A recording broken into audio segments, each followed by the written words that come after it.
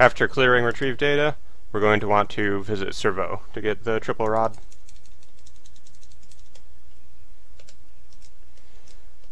We want to send that elevator up and then drop down.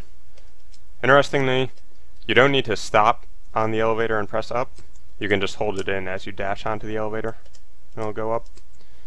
So you just kind of hold directional up, dash on, then off.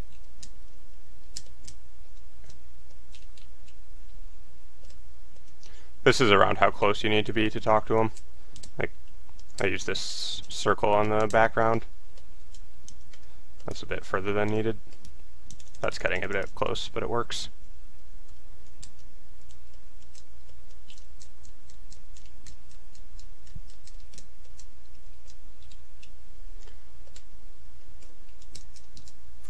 There's a few reasons we don't want to go to destroy train right away, so find shuttle it is.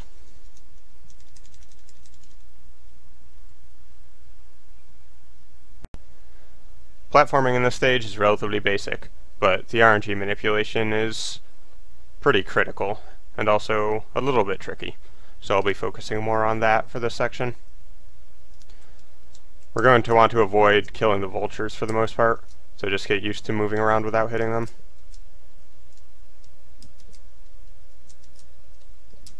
For this section, you'll normally see me jump in between the vulture and that ledge, but you can also just dash off like that, which is probably easier. Here's where things get a little bit more interesting. If you touch these falling platforms, it affects the RNG, so you need to be consistent about which ones you're knocking down. Also, the two vultures coming up are unavoidable, so we'll be killing them.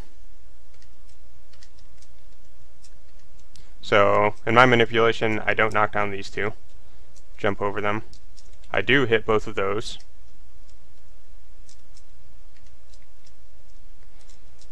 And then I only hit the far one here. Like that.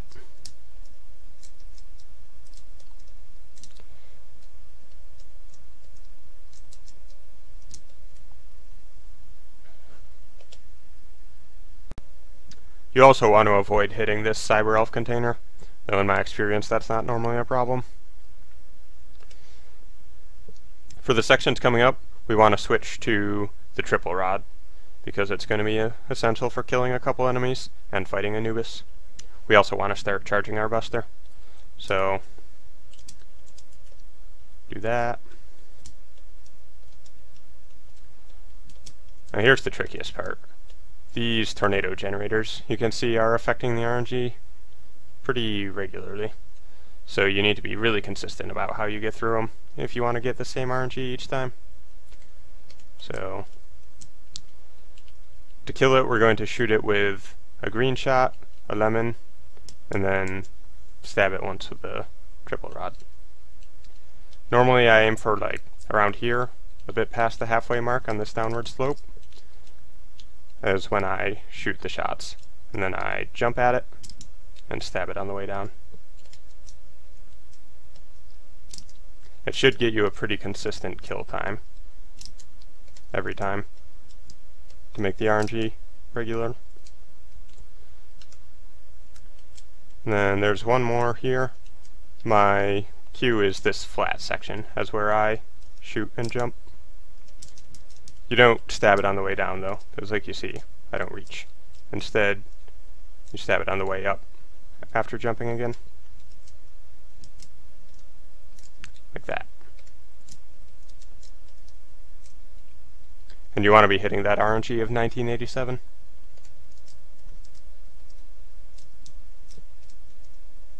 So something went wrong there, and I got 4,000.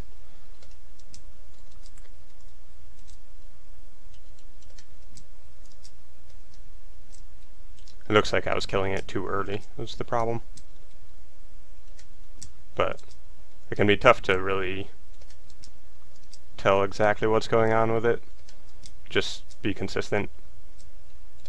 Seems like going closer to that trap is working out pretty well for me, so it's a good idea.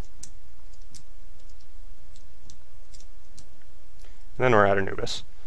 I shoot him with a green shot going in, just out of habit, Doesn't affect the RNG. It's not important in any way. Do not shoot him with a lemon though. That would affect the RNG.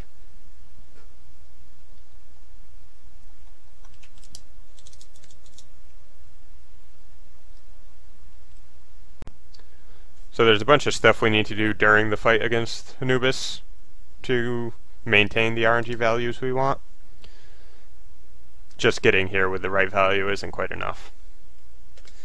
We switched to the triple rod earlier because it allows us to get a lot of quick hits on him. Doesn't really work on the first cycle though, since you can only do it when he's on the left side, and he always switches sides right away at the start of a cycle. So we just jump up and get regular hits at first. You can hit him while he's off screen there. We also want to fire 3 buster shots at the wall here while we wait.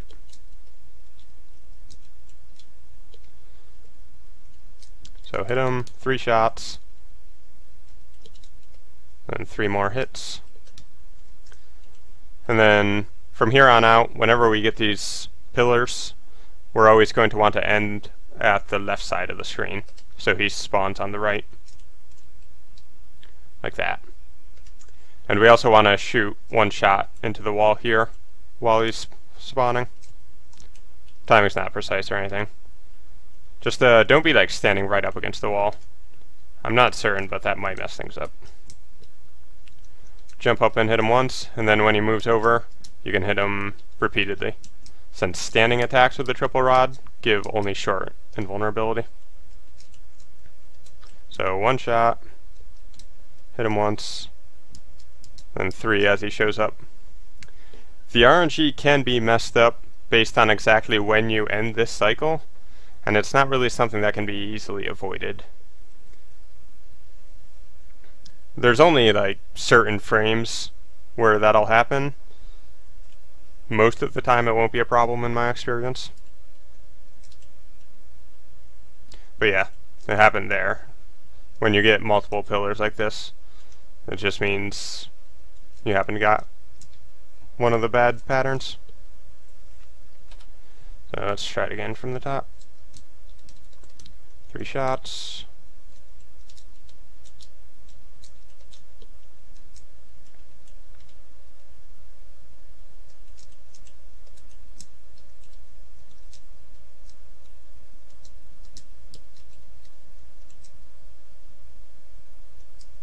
Okay, we're good that time. For this cycle, you don't fire any shots, but you do need to wait until he catches his weapon there. If you end the cycle too early, you're going to have problems. You just wait, then end it. And then for the last cycle, since it's the last one, you don't need to do anything special.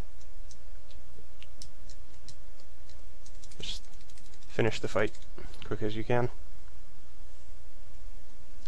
Then we're going to want to switch back to the saber after this. You also want to equip the thunder chip, because we'll need that later. You could do that in the earlier pause when we first equipped the triple rod. That'd be just as good. If you forget to do it during this stage, there's also a pause in the next stage where you could equip it, but it will be marginally slower if you do that. It's better to get it here. So saber, thunder rod, thunder chip. And then we start the escort.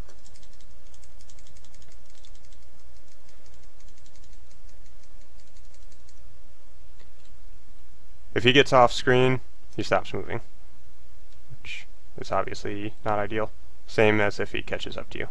So you want to always keep him on screen and a bit behind you. I mentioned in the basics video that the subsequent hits of the 3-hit combo give greater EXP. Since we need to move so slowly waiting for this guy anyways, it's a good idea to take advantage of that, so we don't need to get as much experience later in the run. So on this first bear trap, it's relatively simple. You can just hit it with a 3-hit combo. You do need to be standing on the far side of it though, or else the first hit won't land. These two are a bit trickier, since they're too low on the ground to hit with a combo. Instead we just use jump slashes, spinning back and forth. I hit this first one with 1 before jumping over, just so it takes 1 less hit.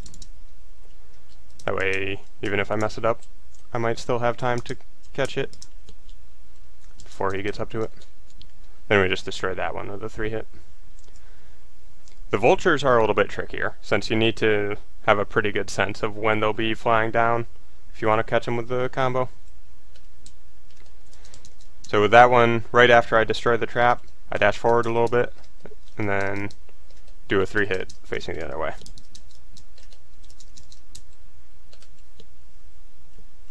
And we want to be killing the vultures, not just for that experience, but they also drop a cyber elf we need.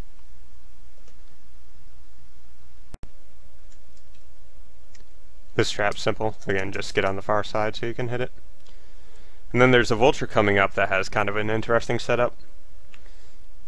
Exactly when they fly down can vary based on like when exactly you load them and where the guy is relative to you. So the way I make it consistent is I try and line him up with my health bar and just keep him there. And then as he's getting to this flat section, 3-hit combo.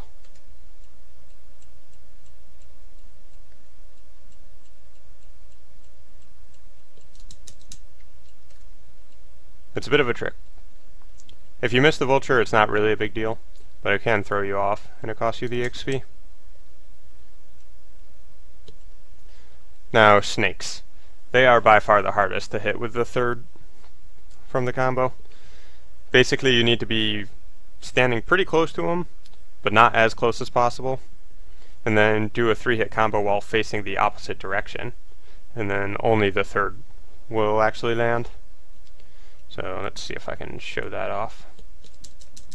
Like that.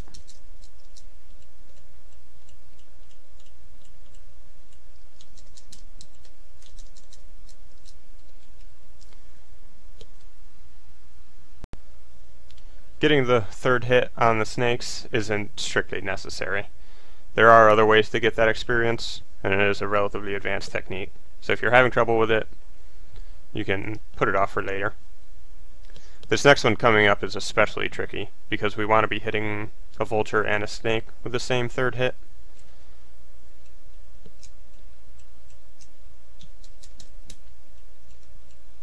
I don't know what happened there.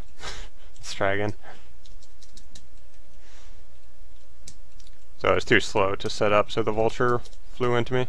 That time I was too fast, so it didn't get hit by the combo.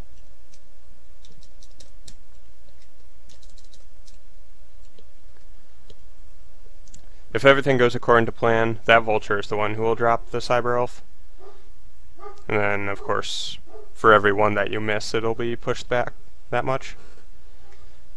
There are 2 vultures that are like good to have dropping the elf, and that you can pick it up without wasting any time. For all the other vultures, the elf will drop like on top of the guy you're escorting, so you don't want that to happen. Which means we don't want to miss any more than 1 vulture.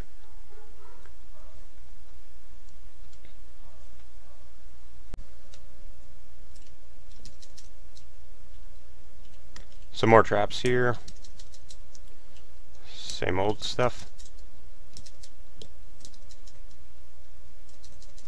This snake you can hit it with a 3rd hit by just like dashing up into this wall and then doing the combo. And then you want to destroy that egg it spits out as you jump up, so it doesn't hit the guy. For this vulture, we can dash off this ledge and then just do a 3-hit right when we land. Don't try and attack too early and do a jump slash, because that'll mess you up. Now, if you miss the vulture, and this is the one that's going to be dropping the elf, then this can be kind of risky, because every now and then the elf will land inside that wall, like that. It would have happened there. So, if that is the vulture that's going to be dropping it, I would recommend either just killing it regularly and being safe, or you can stand at the very edge here, wait a bit, then do the combo.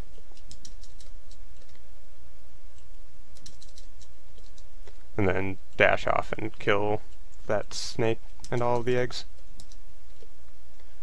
It's a lot trickier than the setup I mentioned before, and a lot of times the guy will catch up to you. So you're better off killing all the vultures up to here and then just doing that. Another trap, another one of these guys. After this trap, we dash up and do a 3-hit facing the other way to get this vulture.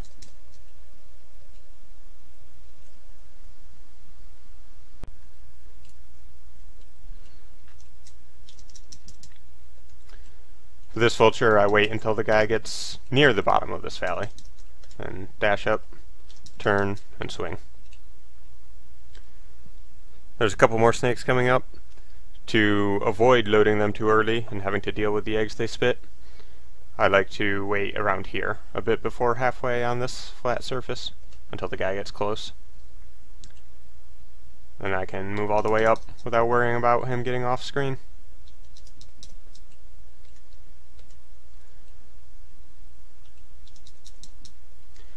Just a note, the eggs they spit are worth experience as well. So with that attack where I killed both the snake and the egg with the 3rd hit, that was worth 8 experience total, not just 4. It's possible to get the vulture with this attack as well. You've got to wait quite a while. That's a bit of a trick.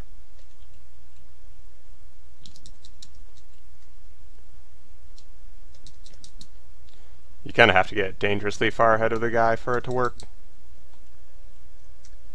For this next one, you can just dash off this ledge.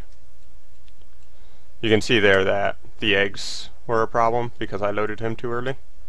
So we avoid that by letting the guy catch up to us around here on this block in the foreground before moving forward. Then you can just dash off, fall straight down, and hit him. It is possible to catch that guy with a combo. I like turning into the wall like that, but as you can see, the guy got hit. I don't have a good setup for it. It is possible to do that without him being hit, but I don't think it's really a big deal. You'll have more than enough experience than you need if this section goes really well. And that's it.